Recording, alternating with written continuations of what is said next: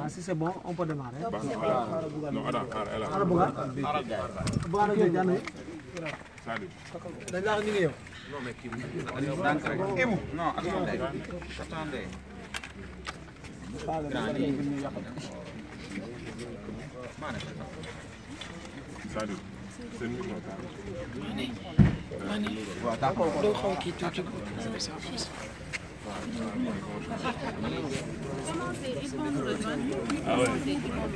Ok, donc on démarre.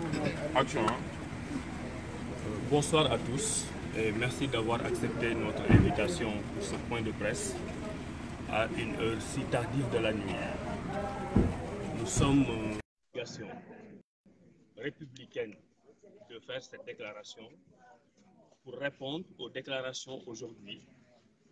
d'un Premier ministre qui s'est mué en directeur de campagne, qui s'est mué en homme de main et qui a tenu aux Sénégalais un discours aventurier, un discours non républicain, un discours. Dans ce discours, il donne son candidat, le président sortant Macky Sall, gagnant au premier tour avec 57%. Au jour d'aujourd'hui, les résultats que nous avons cumulés de tous les candidats de l'opposition donnent, dans une hypothèse hausse, je dis bien une hypothèse haute,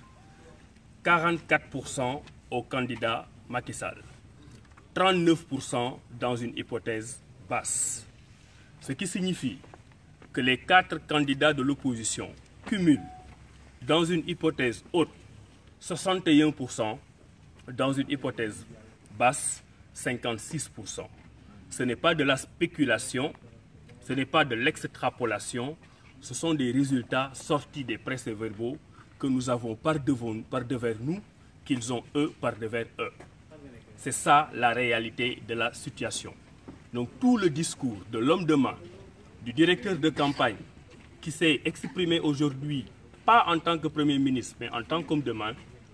est un discours fallacieux, est un discours trompeur, est un discours irresponsable. Le candidat Idrissa Seck l'a déclaré à plusieurs reprises, et avec lui, et en chœur, tous les autres candidats de l'opposition, que nous ne transformerons jamais ce pays en cendres. Aujourd'hui, par des déclarations irresponsables, le régime sortant est en train de tenir un discours qui porte les germes d'une violence au Sénégal.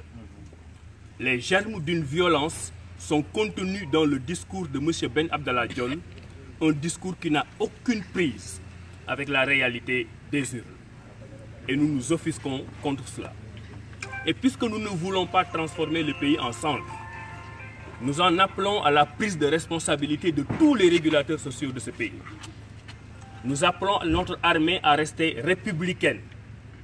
et à pouvoir être intransigeant par rapport au respect des principes républicains. Nous appelons nos chefs religieux à parler aux responsables de Benno Bokk Yakaar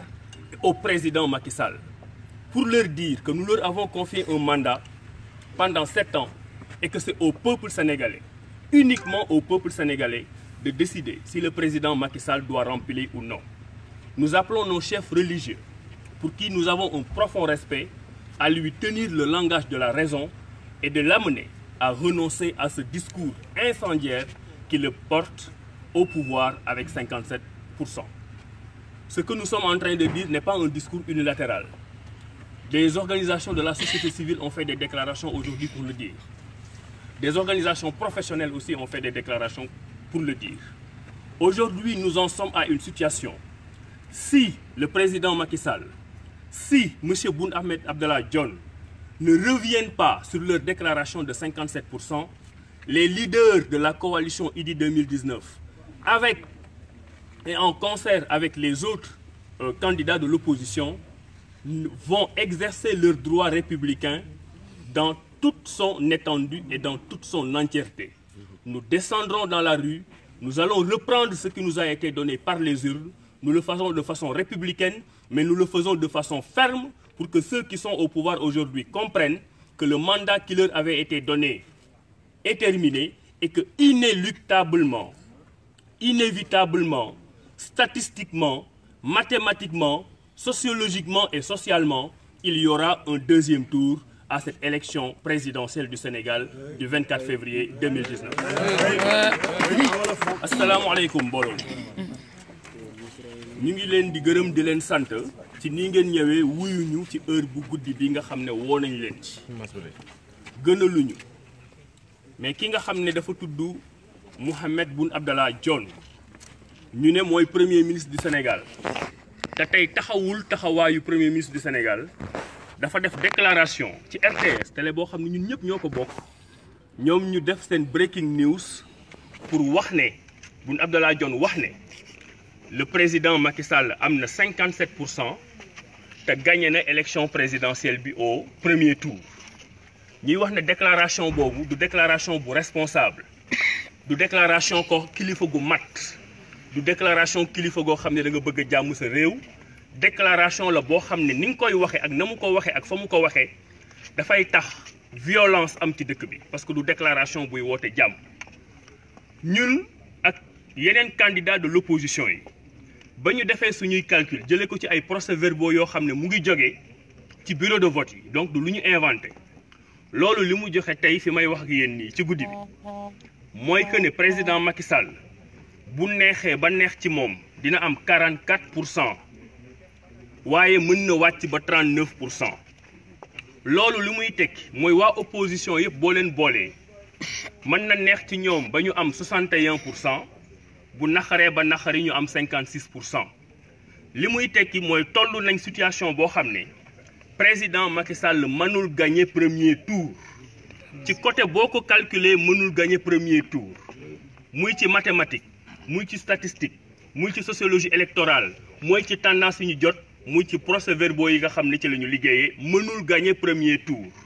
donc yebal premier ministre am muy directeur de campagne am wala homme de main am muy def déclaration boobu. dafa mel ni moom moo nekk di ruux sénégalais yi